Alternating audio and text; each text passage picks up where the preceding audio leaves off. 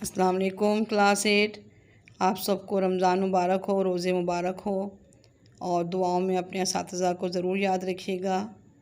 ठीक है। अच्छा, अब रही बात लेक्चर की, तो आज हम फ़ातिह से मोहम्मद बिन क़ासिम के तफ़सीली जवाब के सवालात करेंगे।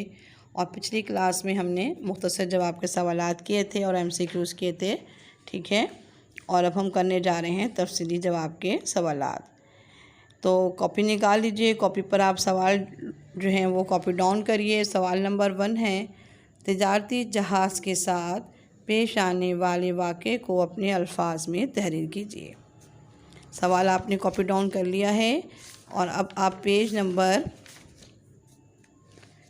नंबर आप निकालेंगे 69, किताब का सफ़ा 69 और जवाब मैं आपको बता रही हूँ सेकंड पैराग्राफ। ठीक है। और जवाब आपने अपने लफ्ज़ों में लिखना है। यहाँ तो ड्रामे की सूरत में और डायलॉग की सूरत में लिखे हुए हैं, आपने ख़ुद लिखना है। और सवाल क्या था कि उस वाक़े को आपने अपने लफ्ज़ों में लिखना है।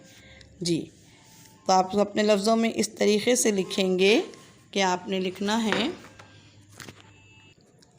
तफ़सीली जवाब के सवालात किए हैं। ठीक है। और अब मुझे इजाज़त दीजिए, अगले लेक्चर तक के लिए मुझे इजाज़त दीजिए। अल्लाह हाफ़िज़, फ़ी अमानिल्लाह।